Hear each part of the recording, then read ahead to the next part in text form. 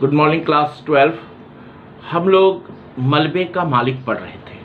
मलबे का मालिक में हमने प्रस्तुत कहानी का लेखक मोहन राकेश का संक्षिप्त जीवन परिचय पढ़ाया आप लोगों को। इसके बाद मैंने आपको इस पाठ में इसका सारांश भी बताया मलबे का मालिक का। आज हम लोग मलबे का मालिक जो है अध्ययन करेंगे, जे पुस्तक से पढ़ेंगे पेज नंबर 89। जब भी आप मलबे का मालिक के पढ़िएगा तो पेज नंबर 89 निकाल लीजिएगा। इस कहानी में हमने बताया था कि ये कहानी भारत और पाक मतलब कि भारत और पाकिस्तान के विभाजन के दौरान इस कहानी को लेखक मोहन राकेश ने लिखा है, विभाजन के बाद। ठीक है, लेखक कहता है 7.5 साल के बाद के लोग लाहौर से अमृतसर आए थे। 7.5 साल बाद मतलब विभाजन के 7.5 साल बाद, जब 1947 में विभाजन हुआ हमारा हिंदुस्तान, तो विभाजन के 7.5 साल के बाद लोग लाहौर से क्या आए, अमृतसर आए थे। हॉकी के मैच देखने का तो बहाना ही था। उन्हें तो ज्यादा चाव उन घरों और बाजारों को फिर से देखने का था जो 7.5 साल पहले उनके लिए पराये हो गए थे। देखिए, विभाजन के समय कुछ मुसलमान जो ये अमृतसर में थे उन्हें लाहौर जाना पड़ा। कुछ तो शौक से चले गए, कुछ मजबूरी से लाहौर गए। उसी तरह कुछ लाहौर से अमृतसर भी आए कुछ हिंदू। तो विभाजन के समय जो है वो तो चले गए, लेकिन लेखक कह रहा है कि आदमी को, इंसान को अपने जन्मभूमि से बहुत ज्यादा लगाव होता है। जहां पर उसका जन्म होता है उस जन्मभूमि से उसका क्या होता है, लगाव होता है। इसलिए 7.5 साल के बाद जब 7.5 साल के बाद लाहौर से कुछ मुसलमान अमृतसर आते हैं तो ये बहाना था कि मैच देखने के लिए आ रहे हैं। लेकिन मैच देखना तो क्या था, बहाना था। असल में उनको अपने बाजार देखना था, असल में उनको अपने घर देखना था, जिसको वो छोड़कर क्या हो गए थे, चले गए थे। इस सड़क पर मुसलमानों की कोई ना कोई टोली घूमती नजर आ जाती। उनकी आंखें इस आगरा के साथ कि वहां की हर चीज को देख रही थी। ऐसा लग रहा था कि उनके लिए सब क्या था, अनोखा था, अजूबा था। हर चीज को वो निहार रहे थे, जैसे वो शहर साधारण सा ना होकर एक अच्छा खासा आकर्षण केंद्र है। तंग बाजारों में से गुजरते हुए वे एक दूसरे के पुराने चीजों को याद दिला रहे थे। जब वो बाजारों से गुजर रहे थे तो लोग एक दूसरे से बातें कर रहे थे। देख फतहदीना मिस्री बाजार में अब मिस्री की दुकानें पहले से इतनी कम हो गई है। उस नुक्कड़ में तो सुक्खी भटियारिन की भट्टी थी, जहां अब वो पान वाला बैठा है। सब आपस में बात कर रहे थे कि अरे देख, यहां तो झोपड़ी था, ये महल बन गया। यहां तो पक्की सड़कें नहीं थी, ये पक्की सड़कें बन गया। यहां तो पुल नहीं था, पुल बन गया। यहां पर तो भटियारिन का दुकान था, ये पान वाला बैठ गया। ठीक है, सब आपस में क्या कर रहे थे, बातचीत कर रहे थे। ये नमक मंडी देख खान साहब, यहाँ की एक एक लाइन वो नमकीन होती थी कि बस सब पुरानी बातों को याद करके एक दूसरे से क्या कर रहे थे, बात कर रहे थे। बहुत दिनों के बाद बाजारों में तुरेदार पगड़ियां और लाल तुर्की टोपियां नजर आ रही थी, बहुत दिनों के बाद। क्योंकि विभाजन के पहले तो हम लोग मतलब हिंदू और मुसलमान सब लोग तो एक साथ रहते थे ना अमृतसर में। और आज 7.5 साल के बाद विभाजन के 7.5 साल के बाद पगड़ियां और टोपी वाले नजर आ रहे थे। लाहौर से आए मुसलमानों में काफी संख्या ऐसे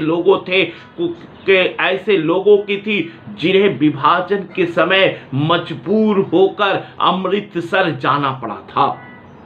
लाहौर से जो मुसलमान आए थे, याद रखिएगा, वो मुसलमान ऐसे लोगों में थे विभाजन के समय जिन्हें मजबूर होकर लाहौर जाना पड़ा। 7.5 साल में अपनी अनिवार्य परिवर्तनों को देखकर कहीं उनकी आंखें हैरानी भर जाती और कहीं अफसोस घिर आता, वल्लाह कटरा जयमल सिंह इतना चौड़ा कैसे हो गया। इस तरफ के सब मकान जल गए। यहाँ हकीम आसिफ अली की दुकान थी ना, अब यहाँ एक मोची कब्जा कर रखा है। सब देख रहे, सब आपस में, अरे ये तो आसिफ अली का मकान था, एक मोची ने कब्जा कर लिया। अरे तुम कटरा जयमल सिंह हो, तुम इतना मोटा हो गया। और कहीं ऐसे भी वाक सुनाई दी जाती, वली क्या मस्जिद ज्यों का त्यों खड़ी है, इन लोगों ने इनका गुरुद्वारा नहीं बना दिया। जिस रास्ते से पाकिस्तानी की टोली गुजरती, शहर के लोग उत्सुकता पूर्वक उस तरफ देखते रहते। कुछ लोग अब भी मुसलमानों को आते देखकर आशंकित से रास्ते से हट जाते। कुछ लोग मुसलमानों को देखकर, है ना, शक के बुनियाद में, मतलब डर से, थोड़ा खौफ से, और रास्ते से क्या हो जाते, हट जाते। तो दूसरे लोग, कुछ लोग ऐसे भी होते बढ़कर वो उनसे बगलगीर करते। कुछ लोग आपस मिलते, उनसे हाथ मिलाते, गले मिलाते। ज्यादातर आगंतुकों का ऐसा सवाल होता कि आजकल लाहौर का क्या हाल है। और कुछ लाहौर से हिंदू भाई भी आए थे, है ना, कुछ मतलब लाहौर से जब हिंदू लोग आए थे तो वो भी मजबूरन अमृतसर उनको भी आना पड़ा। तो उन लोग अपने लाहौर के बारे में पूछ रहे हैं कि लाहौर का क्या हाल है, अनारकली में अब पहले जितनी रौनक होती है या नहीं। सुना है साहल मीगेट के बाजार पूरा नया बना है। कृष्णनगर में तो कोई खास तब्दीली नहीं आई। वहां की रिश्वत पूरा क्या वाकई रिश्वत के पैसे से बना है। कहते हैं कि पाकिस्तान में अब बुर्का बिल्कुल उड़ गया है। वो ठीक है, इन सवालों में इतनी आत्मीयता झलकती, इतना अपनापन झलकता कि लगता कि लाहौर एक से एक का शहर नहीं, हजारों लोगों की सगा संबंधी है जिनका हाल जानने के लिए उत्सुक हैं। इतना अपनापन, इतना प्यार, इतना प्रेम झलकता था। ऐसा लगता था लाहौर सभी लोगों का शहर है। लाहौर में आए लोग उस दिन शहर भर के मेहमान थे, जिनसे मिलकर और बातें करके लोगों को बहुत खुशी हो रही थी।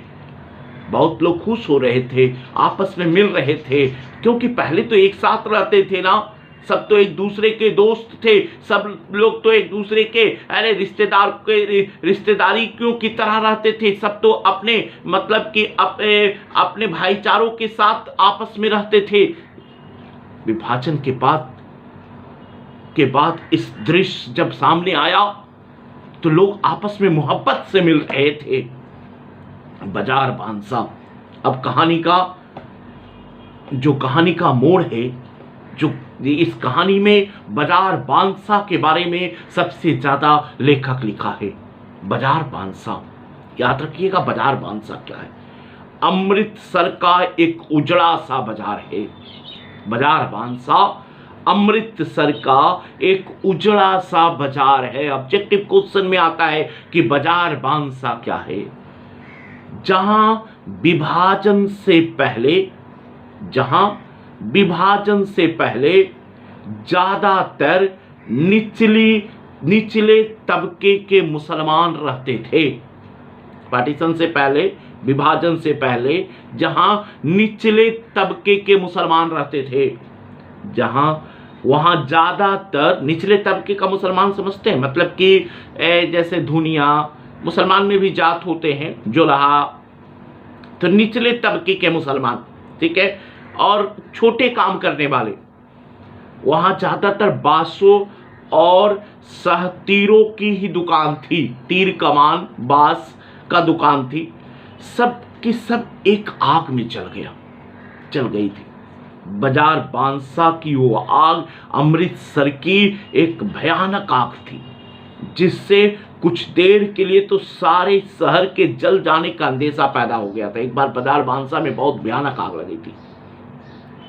बाजार बांसा के आसपास के कई मोहल्ले को तो उस आग ने अपनी लपेट में ले लिया था। इतनी भयानक आग लगी थी। खैर किसी तरह वो आग काबू में आ गई, पर उसमें मुसलमानों के एक एक घर के साथ हिंदुओं के भी 4-4, 6-6 घर क्या हुआ, जलकर राख हो गए थे। हिंदू और मुसलमान एक साथ रहते थे। पार्टीशन से पहले की बात है, विभाजन से पहले की बात है। भयानक आग लगी थी बाजार बांसा में, जिसमें मुसलमानों का भी घर चला तो हिंदुओं का भी घर चला। अब 7.5 साल में उनमें से कई इमारतें फिर खड़ी हो गई थी, मगर जगह जगह मलबे का ढेर अब भी मौजूद थे। नई इमारतों के बीच में वो मलबे का ढेर एक अजीब वातावरण प्रस्तुत कर रहा था। बाजार बांसा उस दिन भी चहल पहल नहीं थी। मुसलमान आए थे पाकिस्तान से, लाहौर से, लेकिन बाजार बांसा के मुसलमान नहीं थे। उसमें से कोई भी मुसलमान पहले बाजार बांसा में नहीं रहता था। सिर्फ एक मुसलमान था जो बाजार बांसा का था, क्योंकि उस बाजार में रहने वाले ज्यादातर लोग तो अपने मकानों के साथ शहीद हो गए थे। वे और जो बचकर चले गए थे, उनमें से शायद किसी में भी लौट कर आने की हिम्मत नहीं रही। सिर्फ एक दुबला पतला बुढ़ा मुसलमान ही उस दिन वीरान बाजार में आया और वहां की नई और जली हुई इमारतों को देखकर जैसे भूल भुलैया में पड़ गया। सिर्फ एक बुढ़ा मुसलमान जब वो बाजार बांसा के गली और मोहल्ले के पास जाता है तो वो भूल भुलैया में पड़ जाता है कि यही हमारा पहले गली था। अब वो बाजार बांसा नहीं रहा है। बाईं तरफ जाने वाली गली के पास पहुंचकर उसके पैर अंदर मुड़ने के को हुए, मगर फिर वो हिचकिचाकर वो बाहर ही खड़ा रह गया। जैसे वो विश्वास नहीं हुआ कि वही गली है जिसमें वो जाना चाहता है। गली में एक तरफ कुछ बच्चे कौड़ी कीड़ा खेल रहे थे और फासले पर स्त्रियां ऊंची आवाज में चीखती हुई एक दूसरे को गालियां दे रही थी। सब कुछ बदल गया। बुढ़ा मुसलमान सोचने लगा और अपने आप में कहने लगा, सब कुछ बदल गया। हिंदुस्तान और पाकिस्तान बट गया, सब कुछ बदल गया, मगर बोलियां नहीं बदली। बुढ़े मुसलमान ने धीमे स्वर में अपने को कहा। छड़ी का सहारा लिए खड़ा था, घुटने पजामे से बाहर निकल रहे थे। घुटनों से थोड़ा ऊपर शेरवानी में 3-4 पैबंद लगे थे। बुढ़ा मुसलमान की लेखक ने रेखा चित्र खींचा है। याद रखिएगा, क्वेश्चन आ सकता है कि बुढ़े मुसलमान का रेखा चित्र खींचिए। उसके पहनावे के बारे में भी लेखक ने लिखा। गली का एक बच्चा रोता हुआ बाहर आ रहा था। उसने उसे पुचकारा।